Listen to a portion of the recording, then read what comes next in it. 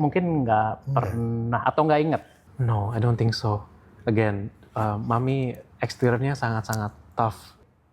Trauma itu ya masih ada gitu. Jadi kerjanya keras terus.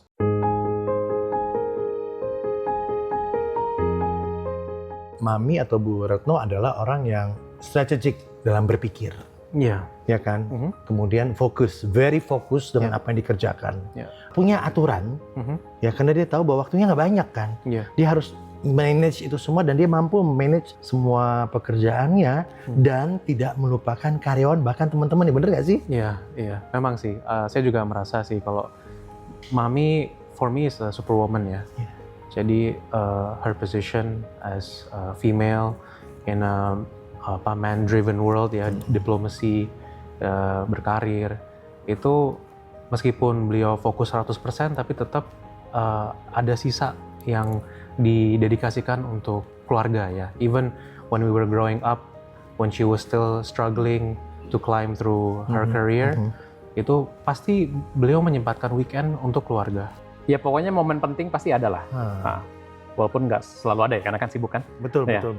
Lagi sibuk di luar negeri, kadang disempetin. Jadi kayak misalnya saya wisuda S2 gitu di Prancis. Waktu itu Mami masih Menlu. Ya dia memang ada dinas pekerjaan di sana, ketemu Menlunya sana lah, ketemu siapa saya nggak ngerti.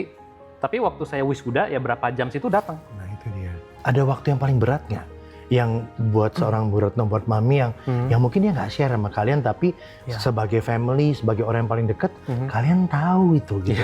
Iya. Ada nggak sih? Kayaknya kalau beliau share ke kami sih mungkin enggak ya. I think she puts up a very thick wall in front of us bahwa beliau adalah orang yang kuat, yang hebat, yang tangguh.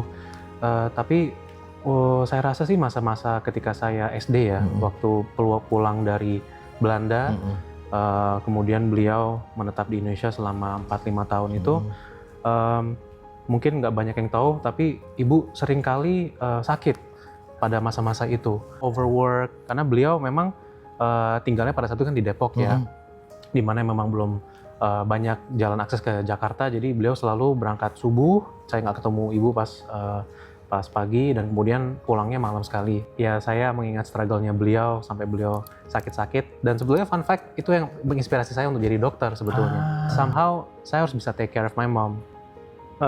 Nggak pernah nunjukin kalau sedang kesulitan ya.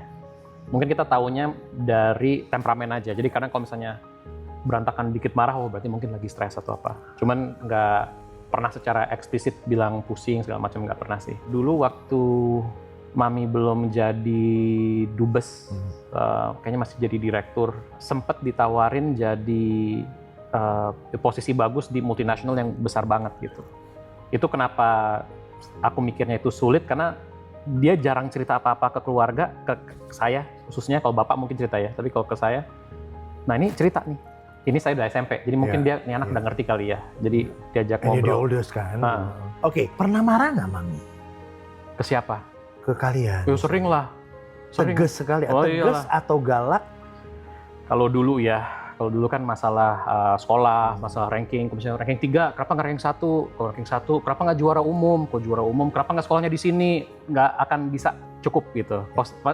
Selalu ada room for improvement, which is ya bagus, tapi kan dulu rada stres juga. Karena gitu. ibu begitu kali, Mami Dia begitu untuk kali. dirinya sendiri ya. Iya. Betul. Dia pengen yang lebih baik untuk anak-anaknya lagi Ya, kali. ya, ya. Diterapkan itu Ya. ya. Ya, Is it cuman for kan- you guys? Enak, bagus nggak buat kalian? Enak nggak waktu dikasih gitu? Waktu dikasih tahu sih nggak enak ya, tapi ya mana ada orang dimarahin enak rasanya. Iya. Tapi ya Tapi baru kerasa ya. we bahwa turned out fine kan, alhamdulillah gitu. Jadi ya itu mungkin tegas ya bahasanya Iya, ya. itu Kalau lebih galak tegas. sih enggak kayaknya.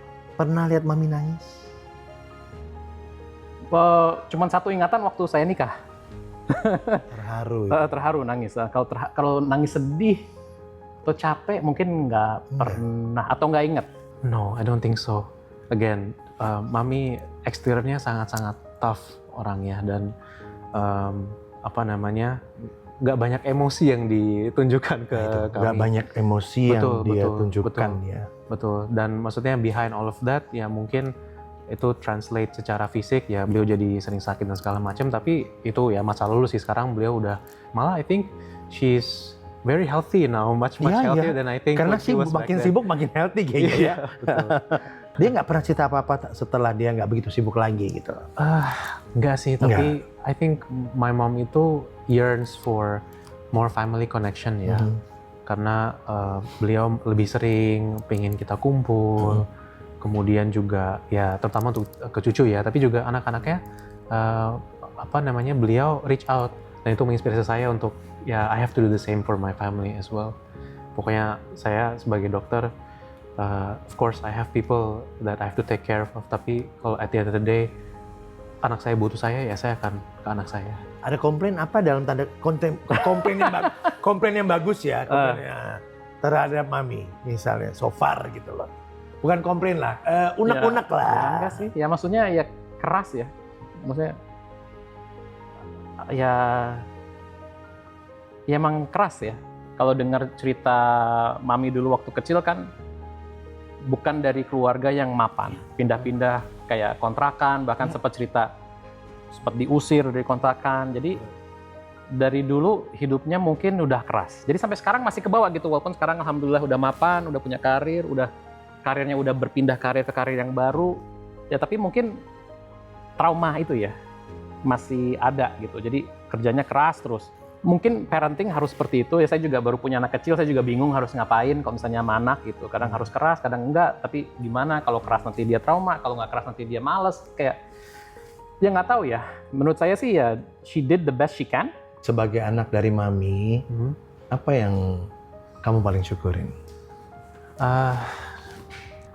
I think number one, aku bersyukur ke mami karena sudah mendidik aku untuk jadi tough, tapi juga sekaligus mendidik aku untuk jadi laki-laki yang juga gentle ya.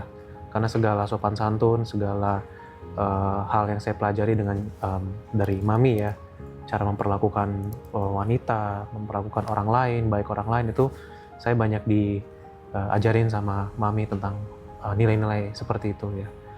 Kemudian saya juga berterima kasih dan bersyukur juga ke mami terkait bagaimana beliau mendidik kami juga. Selalu beliau tekankan bahwa number one itu adalah tentang keluarga, family. Saya teringat nih cerita ketika saya baru mau masuk UGM 1, di minggu saya orientasi adaptasi, saya sakit masuk rumah sakit. Nah pada saat itu ibu sibuk ya, posisinya beliau, tapi she drop everything and she come to see me. Ada yang pengen kamu sampaikan nggak untuk ibu? Oh, untuk mami nih, jadi kalau ada mami di sini. Mungkin satu hal yang saya pengen sampaikan ke mami yaitu makasih mah, udah keras sama kita ya, walaupun rasanya nggak enak, kadang juga bingung, tapi alhamdulillah itu bisa membentuk kita sebagaimana kita sekarang, saya sama Bagas. Dan satu hal yang mungkin aku nggak pernah bilang mami langsung, yaitu I love you, aku sayang mami. Terima kasih untuk semuanya. Well, first of all, mami, maybe I don't show it, I don't say it, tapi know that I love you very much. I've been trying to convey my love to you in one way or another, in small gestures, in doing little things that I can do for you. I hope that you are proud of what I have been able to achieve in this time, Right. and I wish that I can spend more time with you and be closer to you, and hopefully be closer as a family.